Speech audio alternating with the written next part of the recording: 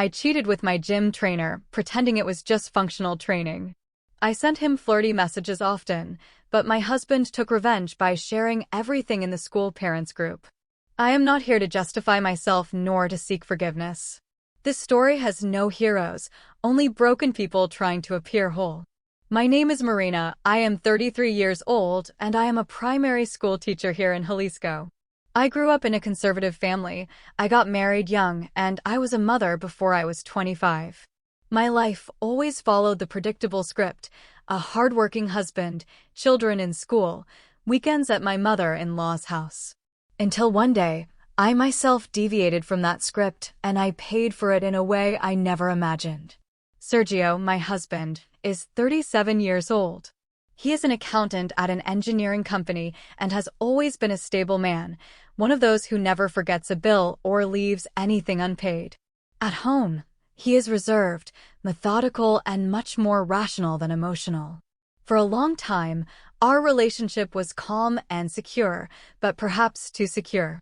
That security that begins to suffocate you when you realize that you are no longer seen as a woman, but as a set of roles: wife, mother, housewife. And it was precisely then that something inside me began to fail.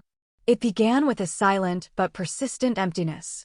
I would wake up on autopilot, take the children to school, prepare the class, come back, have dinner, sleep. I looked in the mirror and only saw tiredness. The Marina who dreamed, who laughed out loud, who danced alone with loud music in the kitchen, that was gone. So I did what many do at this stage. I decided to join a gym. I wanted to take care of myself, to reconnect with my body. It was not vanity, at least not at first. It was more of a silent cry for help, and I did not even know how to respond. I never imagined that such a commonplace, with its smell of iron and sweat, would become the scene of one of the biggest mistakes of my life. I also did not think that a simple change of routine would shake the foundations of my home so much, but sometimes, a change that seems small on the outside hides a storm on the inside, and that was what I could not control. There, between one exercise and another, I met someone who moved me in a way I did not expect or desire. I could say that everything happened too fast, that it took me by surprise, but I would be lying. The decisions will be mine, every answer, every step, every excuse. I built my own abyss, and I kept walking towards it as if there were no consequences. And for a while, I even believed I had everything under control, that I knew how to balance both worlds, but nothing remains hidden forever, especially when you have so much to lose. It is difficult to write this, because I still do not know how to express in words everything that has been broken since then, not only inside my house, but inside me. I was not a bad person, at least I did not think I was, but a bad decision can paint your whole story with a color you never wanted to use, and that was what happened to me. It still hurts to remember it, even more so when I remember how it all began, so innocent, so banal, but there was already a crack there, and now, looking back, I see that that was the first step towards ruin. We met as teenagers. I was 19 years old, and he was 23. Sergio was the kind of man everyone trusted, discreet, respectful, and always with his feet on the ground. We quickly became friends, and soon, we started dating seriously and, then, getting married. All at the pace our families approved of. I was delighted. I thought we had something special, and, for a long time, we really did. We were not the most passionate couple in the world, but we were partners. He always had an exceptional sense of responsibility, and I liked that. It made me feel safe. Over time, this security turned into a static routine. Sergio was still present, but in an almost automatic way. He would wake up early, have the same coffee, read the same news, spend the day at the office, and come home tired. Do not get me wrong, he was never a bad man. He never raised his voice to me. He was always a good father. He paid everything on time. But precisely because of his correctness, everything between us became a series of obligations with no room for surprise, spontaneous affection, not even for a deeper conversation. We did not touch each other like before. Kisses became hasty pecks, hugs something functional. Conversations always revolved around the children, the bills, and the shopping list. Sometimes I would catch myself talking to myself while he was answering emails or trying to start a conversation and getting a monosyllabic response. And so we grew distant, not because of a fight, but because we did not discuss it. And this silent distance is even more dangerous than arguments because, before we know it, we have been sleeping next to a stranger for months, maybe years. It was in this state of emotional inertia that I began to feel invisible. I took care of the house, I worked all day, I helped the children with their homework, I planned the meals, I solved the school problems, but nobody asked me how I was. How did I feel? It was as if I were just a mobile service available to everyone but me. And it was one of those nights, crying silently in the bathroom, that I decided that something had to change. I could not keep belittling myself like that anymore. I started with small things. I changed my haircut, I went back to wearing clothes I liked. Then I decided to join a gym near my house. At first, it was just to take care of my health, to release stress, something to make me say, I am still alive. And honestly, that was all. For the first few days, I did my exercises, came home, and continued with my daily routine as always. But the simple fact of having that time for myself, that space where I was not just a mother or a wife, brought me a relief that I did not even remember existed. Sergio did not object. He simply joked about passing fads and told me that if I needed help with the boys, I could talk to him. He did not ask me why I wanted to start or how I felt. I think he did not even realize that I was clinging to it like a life raft. And perhaps it was then that the gap between us began to grow. I just wanted to breathe, to reconnect, to feel something new. I did not know that this something new was about to drag me to a place from which I could not come out unscathed. It was at the gym where I met Leandro. He was one of the new trainers. He was 29 years old, had a toned body, an easy smile, and a playful character that caught the attention of anyone who passed by. He was not just handsome, he knew it. He knew how to use charm. He knew exactly when to flatter, when to offer help, when to smile sideways. At first, I did not pay much attention to him. I felt out of place in that environment full of young and energetic people. But little by little he began to approach me, slightly, naturally, and I began to let myself go. Leandro started with the basics. He adjusted my equipment, corrected my posture, and gave me breathing tips. Then came the compliments, that I was strong, that I was improving quickly, that I was dedicated. He treated me as if I were special, as if I still had a spark. What for others might seem like just professional training, for me it was like a rescue, a calling. I started to dress up more to go to training. I started to wear perfume. I started to want them to notice me because he looked at me in a way that Sergio had not looked at me in a long time. One day, when I got home, Sergio asked me how my training had gone. Tired but good, just functional, I replied. It was the first time I had lied, a small and subtle lie, but it was still a lie because the truth is that Leandro had called me aside that day. He had congratulated me in a way that made me blush and, at the end of the training, he touched my arm for a second longer than necessary. I felt it and I liked it. The adrenaline of the exercise mixed with another, the adrenaline of being desired. And that, for someone who had not heard a "you look gorgeous" in years, was addictive. Over the following weeks, our closeness only grew. We started exchanging messages outside of training hours. At first, nothing explicit, just jokes, motivational phrases, and emojis with double meanings. And I pretended it was innocent, that it meant nothing, but I knew. Every message made me smile. Every time my phone vibrated, I hoped it was him. I began to live waiting for that encouragement, as if I needed that energy to get through the rest of the day. The moment everything got out of control was as fast as it was inevitable. It was at the end of a training session, when he called me to stretch in a more secluded area of the gym. The tension was evident, the small talk, the intense gazes. And then he kissed me. And I did not pull back, I did not hesitate. On the contrary, I responded as if I were hungry and, in a way, I was. What started as a need became an impulse, a desire that exploded after having kept it in for so long. At that moment, guilt stopped speaking with more force. Desire screamed with more force. That day I came home with trembling legs, not from training, but from the feeling of having crossed an invisible border. Sergio was on the sofa with the boys, watching cartoons. He smiled at me and offered me popcorn. And I responded with a kiss on the cheek and an "I will be right back, I am going to take a shower." I got in the shower and cried, a choked, confused cry, full of relief and desperation. I had done something wrong, I knew it, but I also felt something I had not felt in a long time, alive. And that scared me much more than the guilt. What began as a secret kiss after training became a parallel and dangerous routine. Leandro and I met with the frequency and urgency of someone who knows they are doing something forbidden but still cannot stop. We had our safe places, the side of the gym's parking lot, a discreet motel on the way out, the back seat of the car with the windows fogged up. There were no plans or promises. It was just that flesh impulse escape. An escape that became more and more addictive.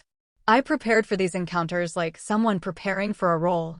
I chose the right lingerie, I put perfume in the right places, and I did my hair with an attention I had not given myself in years. I carried a makeshift emergency kit in my bag, wet wipes, perfume, and a small bottle of mouthwash. I knew exactly how to erase my tracks before entering the house. I knew how long it would take for my body to return to normal. What I did not know was that my soul was not returning with it. Leandro liked to joke. He said I was his favorite distraction. He made me laugh in the middle of the chaos. He made me burn inside just by looking at me in the mirror in the training room. He even asked me to send him photos when I was alone, and I did. Sometimes, late at night, with Sergio and the boys asleep, I would lock the bathroom door, sit on the cold tiled floor, and take photos I never thought I would have the courage to take. I would get nervous, but it filled me with life, as if, even for a few minutes, I were someone else. One of those times, I left a piece of my underwear in his car on purpose. He sent me a message the next day to tell me that he had kept it as a souvenir, a kind of rare souvenir. I should have thought it was disgusting. Instead, I smiled. The worst part was that I started to repeat it. It was as if I wanted to leave parts of me scattered where he had touched me, as if that would make it more real, more permanent. It was irrational, but by then I had long since crossed the line of rationality. Guilt, of course, appeared, especially in the small silences, when Sergio looked at me with affection and I looked away, when the children asked me to play and I pretended to be tired. It hurt me to be two women at once, the devoted mother and the hidden lover, the correct wife and the silent infidel. I began to get irritated with everything at home, the routine, the noise, the predictable. I was moving further and further away from everything that used to be my life, and, as much as it hurt me, I did not know how to go back. Sergio still treated me with respect. He tried to keep everything in order, taking us on excursions on weekends, talking about supermarket offers or the children's homework. But I was no longer there, neither in my mind nor in my body. Maybe I was sitting next to him in the living room, but it was with Leandro that my mind wandered. I thought about the dates, the messages, the caresses. It was like living in two different worlds and tearing myself apart a little more each day in both. I began to make excuses for everything, for being late, for the days I came home late from the gym, for the times I locked myself in the bathroom with my cell phone in my hand. I became a person who was too meticulous with details and too disconnected from emotions. It was not just physical infidelity. It was the constant emotional betrayal that became heavier and heavier. I knew it would not last. I knew that, sooner or later, it would explode. I just did not imagine the magnitude of the destruction it would bring. Sergio was never jealous. In fact, that was always one of the things that made me feel comfortable with him. He trusted me almost blindly. But something changed, small, almost imperceptible at first. A longer look when I told him I was going to train. A different silence when I arrived later than usual. I felt he was more observant, but I never questioned it. I continued to act normally. Perhaps because deep down I thought that if he really suspected, he would have done something. One day, he told me he had a late meeting at the office, that he would not have dinner at home. I believed him. To think of it. I prepared as usual, I went to the gym, I did my workout, and then I went straight to meet Leandro, as so many other times. I did not know that someone was waiting for me that night, someone who had left the meeting aside and silently decided to clear up the doubt that must have been eating away at him. Sergio was there, in some dark corner of the parking lot, or maybe inside the car, watching the scene like a stranger watching a movie they did not ask to see. As I left, I said goodbye to Leandro with a quick kiss, one of those automatic ones, like someone who is already used to it. But for Sergio, that second was enough. It was the proof he needed. He recorded it discreetly, a short and simple video, without words, just images. A married woman in sportswear weighing a younger man in front of the same place where she said she was going to take care of her health. He did not scream, he did not appear, he did not confront me immediately. He simply left with what he needed, the raw truth. That night, I came home thinking that everything was normal. Sergio was already back. He was sitting in the kitchen, talking seriously on his cell phone. He greeted me with a cold and distant hello. There was something heavy in the air, but I could not identify it. We had dinner in silence. The children were in the living room, watching TV, and, although I suspected that something strange was going on, I did not dare to ask. It was as if my body knew that a bomb was about to explode, but my mind pretended otherwise. In the following days, he acted normally. He did not change his routine. He took the children to school, paid the bills, answered the messages from the family groups. But there was a strange emptiness in his eyes, as if he were looking at me through a thick glass, as if he saw me and, at the same time, saw nothing else. I did not know it, but the decision was already made. His revenge was already underway, silent, meticulous, cruel in its own way. And I had no idea what he was planning. Leandro did not suspect anything either. He met me constantly, sent me daring messages, and arranged meetings. I, in the midst of that false stability, was still trapped in the lie. But something inside me began to feel a constant force, a restlessness that accompanied me even in the most banal moments.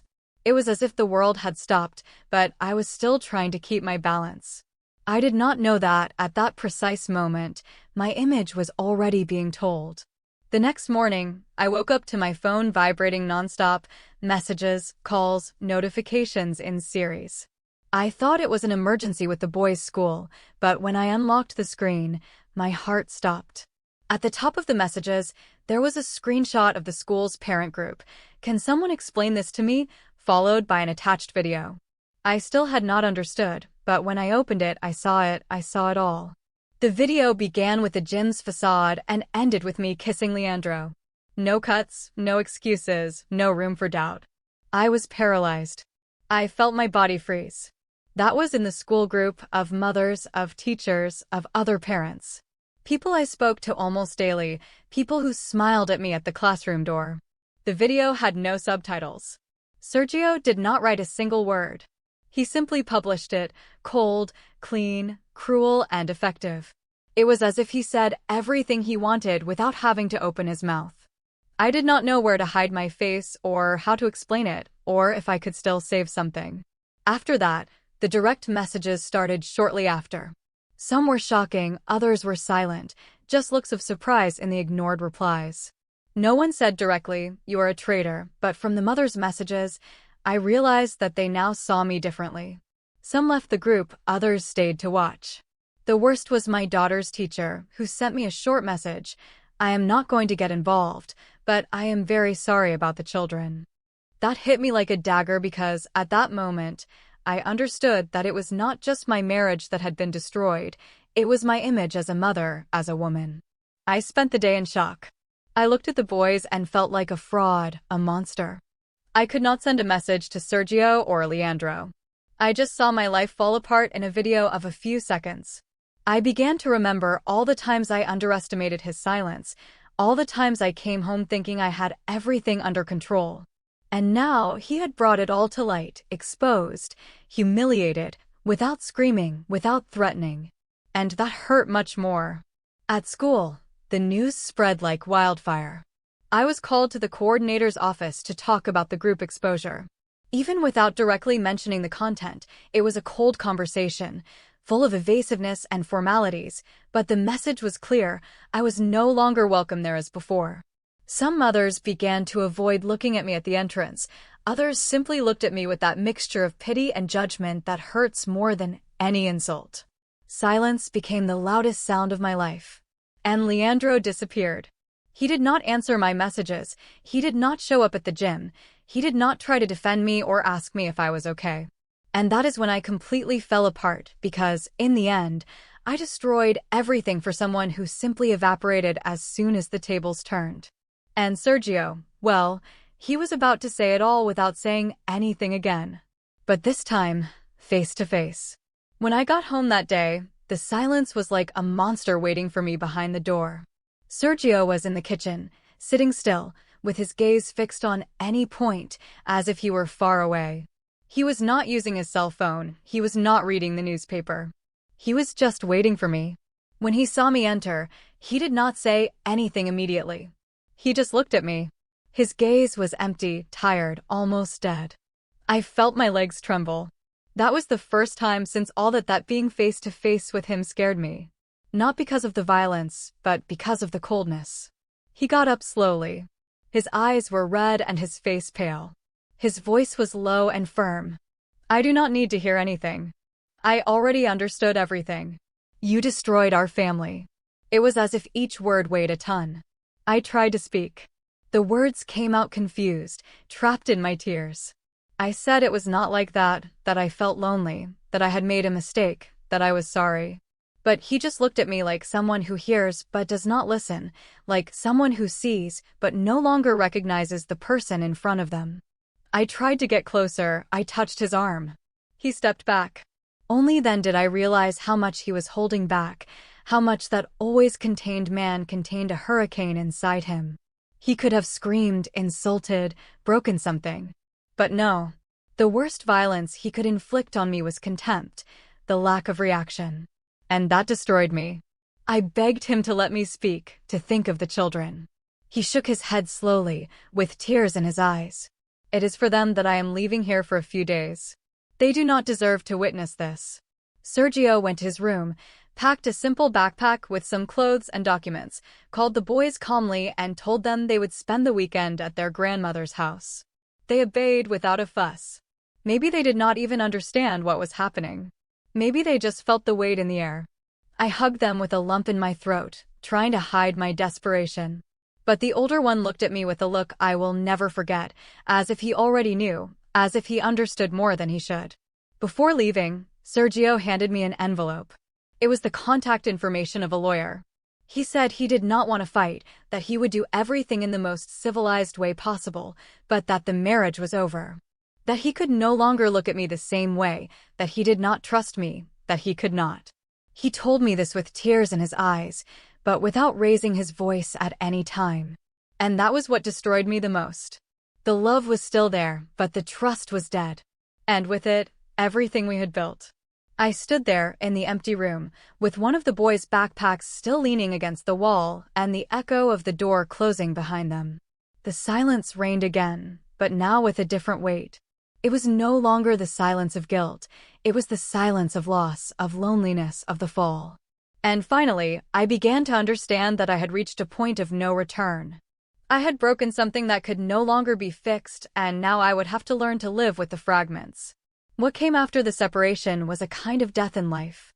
First, the silence, then the judgment. At school, no one greeted me anymore. The mothers who used to praise me for the boys' parties now crossed the street or switched sides when I left. Some blocked me in the message groups, others stayed there just to witness the spectacle of my ruin without saying a word. What hurt me the most was not what they said, but what they did not say. The looks of contempt, the shame disguised as indifference. Some mothers even tried to defend me, saying that the video should never have been released in that way, but that did not clean up my image. I knew what I had done, I knew what others thought. I saw friends of years drift away, disappear without warning. The invitations to birthday parties stopped coming. My name began to disappear from conversations. I became a social ghost, and worse still, a ghost who still had to smile at her children when dropping them off at school, with each step a stone in my chest, with each unanswered wave a reminder of what I had destroyed. My sisters called me a few days after the video. They did not ask me how I was, but they asked me something. What were you thinking? And the children? How could you do this to Sergio? I swallowed it all in silence. There was no possible defense. Even my mother, who had always been more understanding, said she could not look at me the same way. She said she loved me, but she needed time. It was then that I realized that I had not only lost my marriage, I had lost the respect of almost everyone who knew me. And Leandro, he simply disappeared. He disappeared from WhatsApp, deleted his social media, or blocked me, I do not know. He never answered my messages or calls. It was as if he had never existed. I, who had given my whole life for him, now felt alone, discarded, as if I were disposable. It was then that the shame turned into regret, a dirty, sticky regret that stuck to me like a smell that would not go away, the kind of guilt that burns your stomach and makes you cry alone in the dark. Work also became a minefield. The director asked me to reevaluate my attitude. Although my personal life had never interfered with my performance in class, the message was clear: keep your head down and do not cause any more shame. I became the employee everyone talked about in the corners. Parents began to ask for their children to be moved to a different class. Colleagues avoided my gaze in the teacher's lounge. And, for the first time in a long time, I wanted to disappear. Not out of shame, but out of sheer emotional exhaustion. Every day I remembered what I had done, as if every place brought me a scene, a smell, a memory. The gym, I never set foot there again. The smell of male perfume in the elevator made me nauseous. Seeing Sergio from a distance, with the children, destroyed me inside. I had not only lost my husband, I had lost the woman I was before all this, the admired mother, the respected wife, the trusted friend. Everything had turned to dust, and now I only existed among the fragments, trying to understand if someday something in me could still be rebuilt. I do not expect anyone to defend me, and honestly, I do not even want to. What I did was unforgivable. I betrayed a man who was always by my side, who built a life with me, who believed in me until the end. And worse still, I did it coldly, deliberately, repeatedly. It was not a slip-up, it was not a single mistake. It was dozens of bad decisions, one after another, accumulated until everything collapsed. Today, looking back, I wonder how I managed to live so long lying, how I endured seeing Sergio's gaze day after day without falling apart. But the truth is that the fall always comes. Sergio did not scream, he did not insult me, he did not attack me.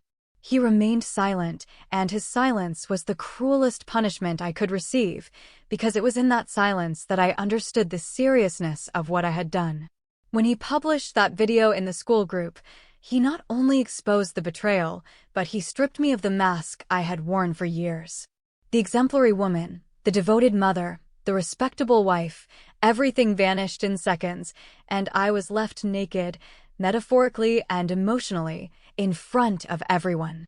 It was not just the separation, it was the judgment. It was seeing how my children's eyes sought explanations that I could not give. It was seeing those who admired me turn their backs on me. It was losing the respect of my family, colleagues, and friends.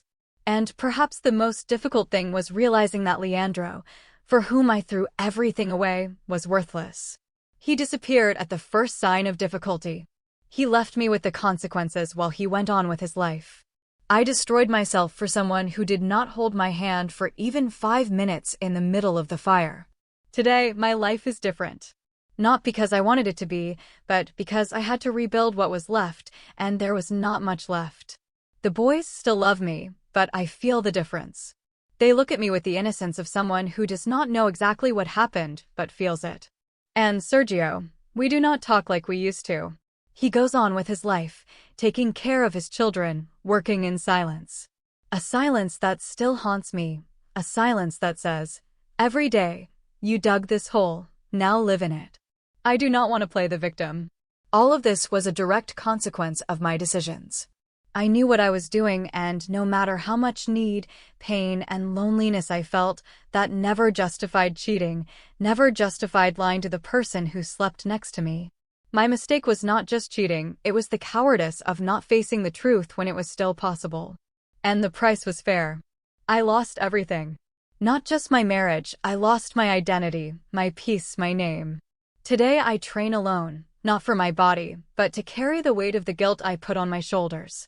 Every repetition is a memory, every drop of sweat is an uncried tear. I wish I could go back in time. I wish I had realized the value of what I had before destroying it with my own hands. But I cannot. I can only accept it and live with it.